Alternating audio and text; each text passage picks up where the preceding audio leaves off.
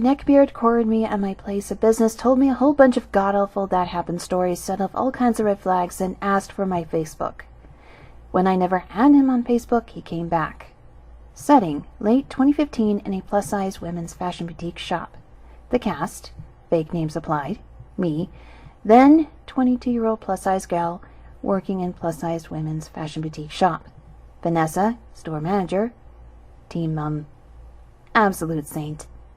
Leah, colleague. Baldbeard, store lurker, bald of head, neckbeard of spirit. He didn't have much of a beard besides maybe a week-old stubble, but he had a lot of other physical stereotypes. Big fella, a bit stanky, really nasty teeth. His clothes were visibly dirty and stained, and while his skin didn't look necessarily greasy, it looked grubby-like, smudges of stuff on his face that made it look like he hadn't showered in a while. I'm not great at guessing people's ages in general, and his mannerisms came off as a little immature, but if I had to guess, I'd say he was in his early to mid-30s at the time. He also had permanent crazy eyes, which were just constantly wide and staring, and then he seemed not to blink enough. The story begins in November 2015, around lunchtime on a weekday. Our store was a little boutique storefront in a mall, and weekdays were usually pretty quiet. My colleague Leah is off on her lunch break, which left me alone in the empty store, as I was on the mid-shift. Baldbeard walks into the shop, and I greet him immediately with a smile. Store policy was we cannot let a person go more than 30 seconds in the store before they are greeted. For context, his presence isn't totally abnormal. Our store sold gift cards, so we often have men coming into the store, and we also did not discriminate against anyone who wanted to try clothes on, so we had a quite few regular transgender customers. My point is, it didn't weird me out at all that he was in a women's store, but he was pretty sheepish about it. He was very awkwardly fumbled around his reasoning for visiting, until eventually he says he wants to look at the women's bathing suits and leggings. It was obvious that he was very uncomfortable, so I tried to be warm and reassuring. I responded to his request as though he were any other customer, and I led him to the back of the store where a swimsuit display was. He pretty quickly told me that the swimsuit he wanted to buy was for a wrestling cosplay. He tried to explain what cosplay was to me and looked a bit embarrassed, so to put him at ease, I told him that I was a bit of a fandom nerd myself and was working on cosplay myself at the time. His eyes suddenly lit up and the conversational floodgates opened. He talked a bit about cosplay he has done, though because I don't know anything about wrestling, they went over my head, and asked a bit about the shows I like. After a while, the conversation shifts into him telling me stories of his convention experiences. They were the kinds of stories that maybe had a grain of truth buried in there, but were so exaggerated that they were beyond recognition and were very obviously fake. The way he told them really gave me the impression that he was making them up as he went along. He was kind of stopping and starting a lot, and seeming to just tack on extra details as he went. The stories he told me were as follows. He once went to get a photo with John Barrowman at a convention with his then-girlfriend. When the photo was about to be taken, John Barrowman gave his girlfriend an unsolicited ass squeeze. Rather than be creeped out or angry about this act of casual sexual assault, Baldbeard instead walked right up to John Barrowman's husband and open-mouthed pashed him as a playful revenge. I guess John Barrowman's husband had nothing better to do in a foreign country than stand off to the side watching his husband take hundreds of photos with fans all day. Rather than be disgusted by this, Barrowman was so impressed by this bravado that he shook his hand out of respect, and then the whole convention hall clapped. Immediately by the end of the first story, I had tuned out. The story was so obviously embellished or completely fabricated that it was kind of insulting that he thought I would believe it. He also went into an odd amount of details about what his ex-girlfriend looked like, saying she was petite and really hot.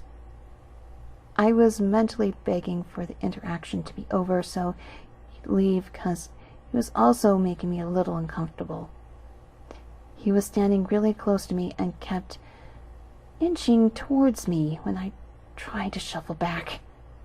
He then went into story number 2. In his second story, he bragged that he's notorious among the cast of the Harry Potter films for accidentally threatening Tom Felton at a convention.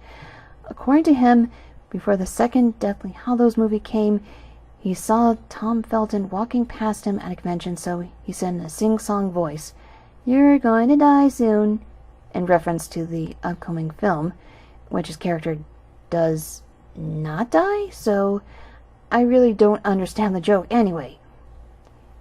Interpreting his words to be a direct threat, Felton's security guards tackled Baldbeard and escorted him out. The story would have sounded fake enough, but he then added that the whole cast heard about this incident and have talked about it in panels and on chat shows. I haven't found anything about it online. I'm happy to be proven wrong. At this point, I was mostly just bemused that he thought I was gullible enough to actually believe all of it. And I was also questioning why he'd brag about a fake story in which he comes off as best an idiot. The third story, however, is the one that set red flags of discomfort off, as it became sexual and creepy. Bear in mind, I was alone in the store at the time, sort of cornered at the back, and this guy kept trying to stand a little too close and kept looking at my chest pretty obviously. In the third story, he was at a wrestling convention. His favorite American wrestler was there and had brought his daughter with him. She was standing next to her dad while he signed autographs. Seems like these relatives really don't like anything better to do. Baldbeard went into a lot of gross detail about her appearance. Short, skinny, perfect hourglass, big boobs, blonde hair, gorgeous, the works. He was all but salivating as he described her. Anyway, apparently he brought a pack of Tim Tam, an Australian favorite, biscuits as a gift for the wrestler. The daughter was excited to try them, so Baldbeard recommended that she try a Tim Tam Slam. When the daughter saw Baldbeard at the signing table the next day, she was so enraptured by the experience of slurping hot chocolate through a biscuit that she turned to her pro wrestler dad and said, "Daddy, told you I wanted to kiss an Australian boy on my trip, and he's earned it." Who says this to their father? Literally, who? And then she tackled Baldbeard to the floor, straddled him, and open-mouthed with tongue. He specified this, made out with him right there. And then everyone clapped again, and a kangaroo wiped away a single patriotic tear. Apparently the dad was just amused by all this, and when they finally got up from grinding on the floor, the dad shook his hand. I think he forgot that he already used that line. However, he again had to reassure me of how hot the girl was, so he went on to say that she was so hot and she was sitting right on his groin, and he told me he got hard just from the kissing, so in order to avoid, in his words, creaming in his pants, his actual words, he had to think of unsexy things. 3 examples he gave me were dead puppies, kittens getting their heads bashed in, women being raped and tortured as topics he had to think about to avoid creaming in his pants. I was so uncomfortable by now, completely skeeved out by the sexual aspects of that story, and the tone of voice and look he had while he told it. It was embarrassing to be an audience to someone telling it in public, and that at last, little casual mention of women being raped really set off the red flags for me. Not to make assumptions, but the way he said women being raped, let's just say, it didn't sound like it was a turn-off for him. Again, he was basically salivating. I did what I could to wrap the conversation up, because by now I really wanted him gone. I started making my way to the counter to finish the transaction, praying he'd just leave afterwards. He asked if I add him on Facebook so he can see my cosplay when it's done. I respond truthfully that we are not allowed to have our phones out at work, and that mine was locked in the safe in the back room. However, I also didn't want to tell him my name or to tell him to add me, so I thought fast and suggested that he write his name down on a piece of paper and I'd look him up when I got home. I definitely was not going to do that, but he seemed satisfied with this, and he finally left. When Leah got back from her break, I told her about this encounter. She said that he had been a few times before and always asked to see women's swimwear and lingerie, and that he always has some excuse for why he needs it. Usually that he lost a bet to a friend, and now has to wear women's lacy underwear for a week. Leah's stance is that he was just a creep. Generally, I'd find women's underwear to be worn as a pretty harmless vice, if that's what you're into, but the way he went about it made me inclined to think that he was a creep too, like he wanted to enjoy how uncomfortable the entire experience had made me. Later that night, I looked up his Facebook, purely out of curiosity, had a little laugh at the cringy photos and the bad My Little Pony photoshops, and then I threw away the piece of paper with his name on it and completely forgot about him. Now we fast forward to mid-January 2016. We're now in the post-holiday season sales, and the store is a madhouse as it usually is at that time of the year. It's the middle of the day. I'm on with my manager Vanessa, and I'm in the middle of unpacking a delivery of new stock while she fields customers. Baldbeard walks into the store and makes a beeline straight for me and says hi, completely ignoring Vanessa's greeting.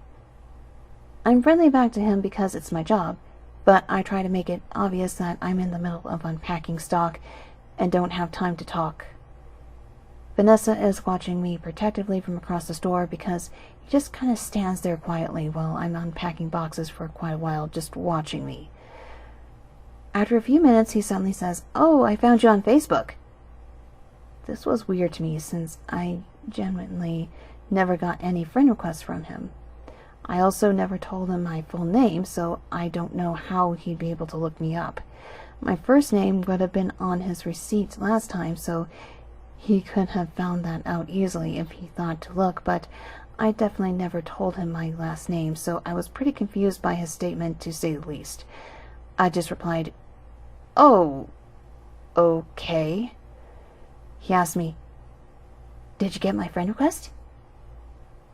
And I told him honestly that, "No, I didn't. Are you sure you got the right account?" He was confused and said he'd try adding me again when he got home. I made a mental note to block his account as soon as he added me, and make a story about having deactivated if he asked me about it again in the future. He eventually walks off and grabs a pair of leggings, and lets me know if he wants to buy them. So I walk to the counter to run to the transaction. He tries to drag it out and have a conversation with me, but I really don't have time, and I have way too much to do. I wrap up the transaction, but before I can walk away, he takes my hand and holds it like a gentleman from an Austen novel, bows his head a little, and says, "Miss," my actual last name, winks, and then leaves. Now I'm freaked out by this, since, as I said, you have no way of knowing my last name. Apparently my discomfort is visible because as soon as he's gone, my manager Vanessa comes over straight away to ask what he said. I told her a short version of our first interaction and what he just said to me. She looks horrified and tells me that she had recognized that guy because he'd come into the store several times in the past few months asking about me, asking if I was working that day, what my work schedule was, when I'd be in next, etc., but also asking personal stuff about me, like how long I've worked here, how old I am, if I have a boyfriend, that sort of thing. She assured me that she had not told him anything, and I'm inclined to believe her, but I have no way of knowing if any of my other colleagues told him information about me. After this encounter, I went home to block him on Facebook, but I did not remember his name. Luckily, though, I remembered that I had looked him up back in November when he'd given me his name. This meant I could find his account in my Facebook search history. I found his profile and blocked his account so he would not be able to find me, and prayed that he would not come back into the store again. I stopped working at that store a few months later due to some unrelated and run-of-the-mill retail stuff, so thankfully I never had to serve him again. I did walk past him one more time after that while shopping, but by then I changed my hair and I was wearing sunglasses, so he either did not see me or he did not recognize me. That's really my only incident dealing with a workplace stalker. Thank God, and I hope it's my last.